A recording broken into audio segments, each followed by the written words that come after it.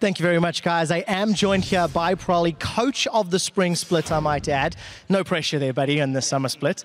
Let's start off by talking about how strong you guys were yesterday. Came out the gate swinging against Rocket. Let's briefly talk about how you felt that game went, as well as what your opinion is on the LCS teams after one day of games. So that game, the first 10 minutes was actually really uncharacteristic of us. I thought the team was just kind of getting more used to the stage, and then the level 1 debacle with bot lane kind of snowballed. So definitely the first 10 minutes were really weird for us. We hadn't really played that style of game, so it's definitely a new thing we got to look at and kind of revamp, what happens if this happens again, guys.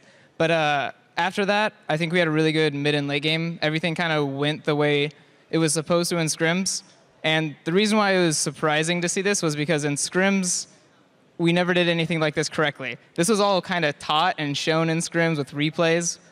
But when we actually came to LCS, they actually did it correctly, when in scrims, the game's always thrown by doing something funny. So they always stress me out during scrims, but it's always relieving to see them play LCS. Well, very nicely done. Congratulations on the victory there. Let's talk about the team. You've talked about scrims and training mentality and techniques. It worked on stage, didn't all fair. Something else that H2K had a problem with was adapting to the Cinder Hulk meta. It's been quite a while since those changes came into place. How do you feel your team is performing now in the current state of the game?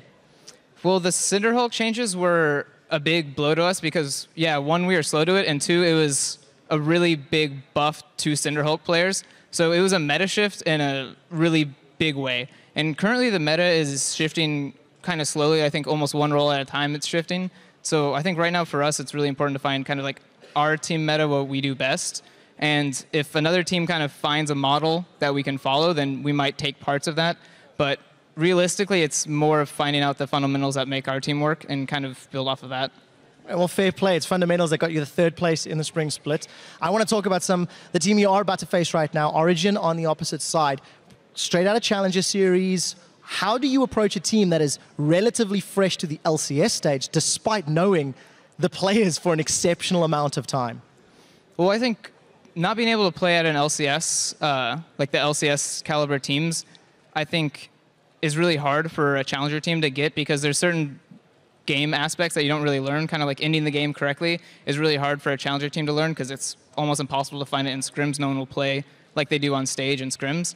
So them jumping back into the LCS scene, I think they are going to be a little rough towards the late game. And I think a really safe game plan going into this game would be, play safe laning phase and go to mid-late and just beat them strategically.